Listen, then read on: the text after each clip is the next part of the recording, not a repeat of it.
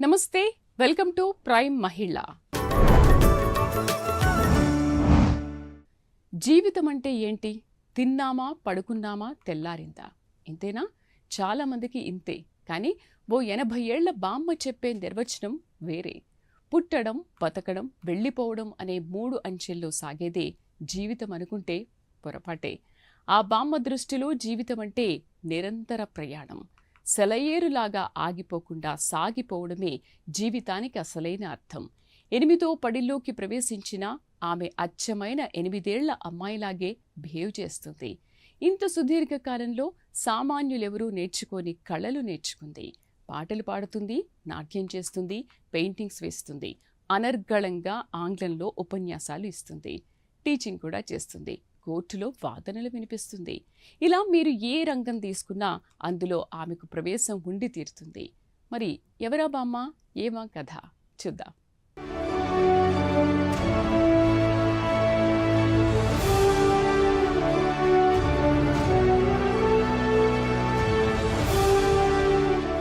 ప్రకాశం జిల్లా మండవారిపాలెం కాకతీయ సేవా సమితి వృద్ధాశ్రమంలో ఉండే ఒక పెద్దావిడ జీవిత కథ విన్నా, ఆమెతో మాట్లాడినా ఎన్నో అద్భుతమైన విషయాలు మనసును ఉత్సాహపరుస్తాయి. ఆమెలో నేటికి పరిపూర్ణమైన ఆత్మవిశ్వాసం తొణికిసలాడుతోంది.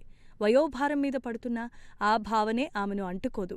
ఆమె మాటలు, చేసే పనులు, యువతరానికి గైడ్ చేసే విధానం, ఇవన్నీ చూస్తే ఒక్క మహిళలకే కాదు, యావత్ పురుష ప్రపంచానికి కూడా ఆమె ఆదర్శంగా నిలుస్తుందనే చెప్పాలి.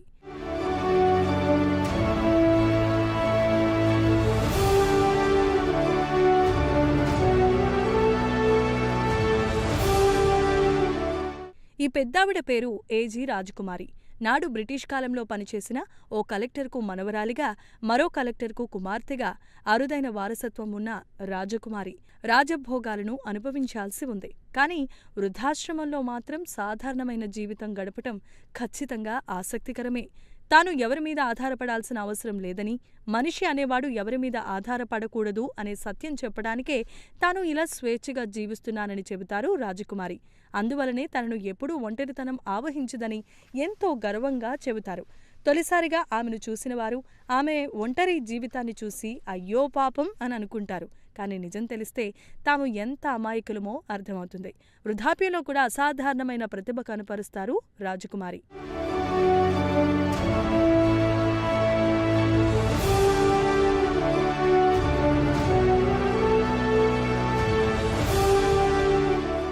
విద్యార్థులకు విద్య నేర్పటంలో రాజకుమారిది ప్రత్యేకమైన తరహా. అంతేకాదు, గాయనిగా, నృత్యకారిణిగా ఎంతోమంది ప్రశంసలను అందుకున్నారు. సాధారణమైన కుండల మీద రంగులు అద్ది అద్భుతమైన కళాఖండాలను తయారుచేస్తుంది. ఆమె కళా నైపుణ్యంలో ఇప్పటికీ 6 గోల్డ్ మెడల్స్, 1 డాక్టరేట్ను సొంతం చేసుకున్నారు.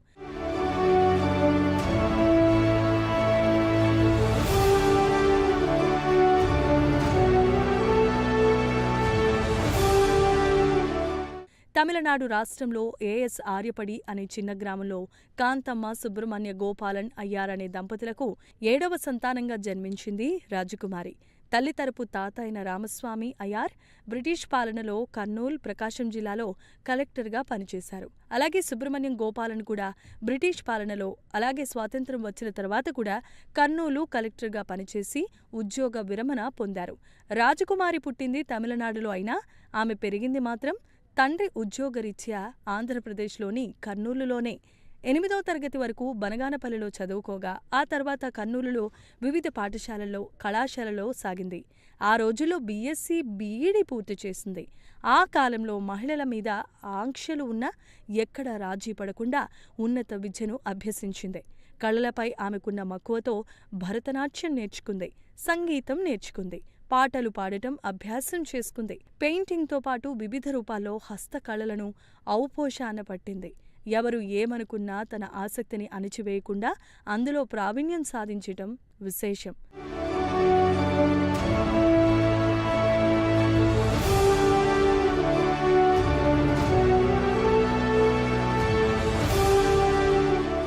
రాజకుమారి తన వివాహాన్ని ఎంతో ఉన్నతమైన ఆదర్శాలతో చేసుకున్నా ఆ వివాహం 3 నాళ్ల ముచ్చటే అయింది.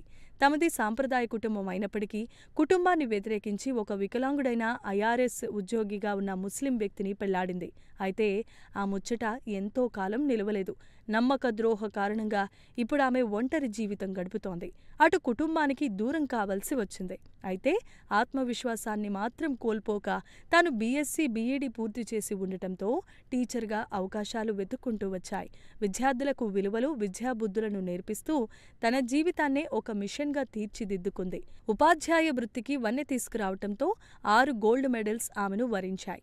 నాటి ఉమ్మడి రాష్ట్ర ముఖ్యమంత్రి చంద్రబాబు నాయుడు చేతుల మీదుగా డాక్టరేటు పొందింది. తదుపరి ప్రధానోపాధ్యాయురాలుగా ఉద్యోగ విరమణ చేసి రచయితగా, గాయనిగా, నాట్య కళాకారిణిగా ఎందరో సినీ విప్లవ గాయకులతో వేదికలు సైతం పంచుకొని కళామ్మ తల్లికి సేవలు చేస్తున్నారు రాజకుమారి.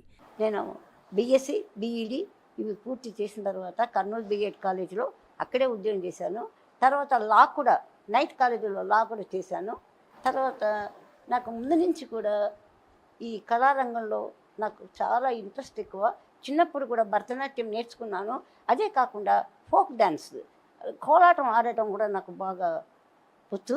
కారణము బనగానపల్లి దగ్గర నందివర్గం అని ఒక ప్లేస్ ఉంది. నందివర్గం, నందవరం అక్కడ ఫేమస్ అండి. ఇప్పటికి కూడా ఫేమస్. కోలాటం నేర్పిస్తారు అక్కడ. సో కోలాటం ఆడటం కూడా ఇప్పుడు కూడా నాకు అది ఉంది. నేను నా టీచింగ్ ఫీల్డ్లో ఒకటే అనుకున్నానండి, నేను రాణించడం ఒక ఎత్తు అయితే నా దగ్గర చదువుకున్న పిల్లలు కూడా నా అంత వాళ్ళకంటే ఇంకా ఎక్కువ కావాలా అనే ఒక అభిలాషతోటే ఈ రోజుటి వరకు కూడా ఇంకా నేను అన్ని రకాలుగా తయారు చేస్తూ ఒక రోల్ మోడల్గా ఉండాలని మాత్రమే నేను నా స్టూడెంట్స్ని కోరుతున్నాను. అదేవిధంగానే నేను జీవితంలో గెటాన్ అవుతున్నాను. నిరాశ, నిస్పృహ అనేది ఏమీ లేదండి నాకు. నేను ఒక కలెక్టర్ కూతురిగా, ఒక కలెక్టర్ గ్రాండ్ డాటర్గా నేను ఎప్పుడు ఫీల్ కాలేదండి. కాకపోవడానికి కారణం ఏమంటే నా జీవితం ఎప్పుడు సింపుల్ లైఫే, హార్డ్ వర్క్. ఎప్పుడు ఎవరి అచీవ్మెంట్ కూడా సక్సెస్కు కారణము హార్డ్ వర్క్. కష్టపడాలి, కష్టపడితేనే ఫలితం వస్తుంది అనేటటువంటి ఒక ఇది నా మైండ్లో స్ట్రాంగ్గా ఉందండి. నా స్టూడెంట్స్కి కూడా నేను అదే చెప్తాను. 8-10 వయసులో ఉన్న వయసు అనేది కేవలం దేహానికే తప్ప మనసుకు కాదని చెబుతూ ఉంటారామె. అలాగే తమ కాలంలో మహిళల మీద అనేక ఆంక్షలు ఉండేవి. కాని నేటి మహిళలు ఎంతో చొరవగా ముందుకెళ్తున్నారు. వారిని చూసి గర్వపడుతున్నానని ఆనందాన్ని వ్యక్తం చేస్తున్నారు. ప్రతి మహిళకు తల్లి, తండ్రి, అన్న, తమ్ముడు, భర్త ఇలా అందరూ ప్రోత్సహిస్తే మహిళలు సాధించే అద్భుతాలు ఎవరూ సాధించరని చెబుతుంది. ఒక కుటుంబం ఎదిగింది అంటే అది మహిళ చేతనే. అలాగే ఆ కుటుంబం పతనమైంది అంటే అది కూడా మహిళ చేతనే. అందుకే మహిళలకు అధికమైన ప్రాధాన్యత ఇవ్వాలని చెబుతారు రాజకుమారి. ఒక మహిళగా ఆ రోజుల్లో అంటే ఇప్పుడు నేను 78 ఇయర్స్, ఆ రోజుల్లో నేను చిన్నతనంలో ఒక డ్యాన్స్ నేర్చుకోవాలన్నా, లేదా ఒక బహిరంగ సభలో పోయి పాటలు పాడాలన్నా, లేకపోతే ఏదన్నా ఆర్ట్గా చూపించాలన్నా స్త్రీలకు అంత స్వతంత్రము ఉండేది కాదు. అమ్మాయిల చదువులకు కూడా నాకు బాగా తెలుసండి. వనగానపల్లెలో మేము మా ఫ్యామిలీలో మా నాన్నగారు హైలీ ఎడ్యుకేటెడ్ కాబట్టి మా అక్కయ్య ఎస్ఎల్సీలో ఒకే ఒక స్టూడెంట్ ఉందండి. 60 మంది బాయ్స్లో ఒక్క స్టూడెంట్ మా అక్క. నేను చదివేటప్పుడు కూడా 3.5-4 కిలోమీటర్లు ఒక్కదాన్ని మా కొండపేట నుంచి అక్కడ స్కూల్కి బనగానపల్లిలో పోయేదన్నాను. చూడండి ఎందుకు చెప్తున్నానంటే ఆ రోజుల్లో ఇన్ని ఫెసిలిటీస్ లేవు, స్త్రీలకు ఇంత అవకాశాలు లేవు. డ్యాన్సులు ఆడుతున్నారు, పాటలు పాడుతున్నారన్నా ఒక రకంగా తప్పు పట్టేటోళ్ళు కూడా చాలామంది ఉండేవాళ్ళు. ఆ రోజుల్లో సప్రెషన్ చేసేటోళ్ళు కూడా ఉండేవాళ్ళు. ఈ రోజుల్లో మహిళలకు అటువంటిది లేదు. దానికి నేను ఎంతో సంతోషపడుతున్నాను, ఎంతో ఆనందిస్తున్నాను. ఎందుకంటే కళను ఎవరు కూడా అణుచుకోవడానికి లేకుండా వాళ్ళ డిఫరెంట్ యాంగిల్స్లో వాళ్ళ యొక్క కళలను బయట పెట్టేటటువంటి ఒక ఛాన్సు, అవకాశము ఈరోజు ఇంత పురోగతిలో ఉంది అంటే ఒక మహిళగా నేను ఎంతో గర్విస్తున్నానండి. ఇది ఒక ఆదర్శప్రాయంగా తీసుకొని ప్రతి ఒక్కరు కూడా వాళ్ళ టాలెంట్లు, మేము స్త్రీలము, మేము అవలలము కాదు, సబలలము, మేము ఏమైనా చేయగలము. ఫస్ట్ పార్లమెంట్లోకి ఎంటర్ అయినటువంటి లేడీ కూడా ఒక ఆమె రాజకుమారి అమృత కౌర్ అండి. ఆమె పేరు మీదనే మా అన్నయ్య అంతటి గొప్ప వ్యక్తి కావాలని అనుకున్నాడో ఏమో మా ఎండోమెంట్స్ కమిషనర్ బ్రదరు నాకు ఆ పేరు పెట్టారండి. ఆ పేరు పెట్టినందుకు ఏమో నాలో ఆ హార్డ్ వర్క్ పేరు వల్ల కూడా ఉంటుందండి. మనకు పేరు వల్ల కూడా మనం చాలా వర్కౌట్ చేస్తుంటాము. నేను చాలా హార్డ్ వర్క్ చేసేదాన్ని. ఎప్పుడు కూడా నాకు మా ఇంట్లో హైలీ ఎడ్యుకేటెడ్, మా అమ్మ కూడా హైలీ ఎడ్యుకేటెడ్, మా ఫాదర్ హైలీ ఎడ్యుకేటెడ్ వల్ల మాకు ఎప్పుడు కూడా మమ్మల్ని అణిచేవాళ్ళు కాదు, చదవాలనేవాళ్ళు. చదువు ఆ రోజుల్లో 6వ తరగతి 5వ తరగతి అయిపోయింది అక్కడికి. కానీ ఒక ఎస్ఎల్సి బనగానపల్లి అనే ఊళ్ళో చదివినామంటే అక్కడ చాలా కష్టమండి.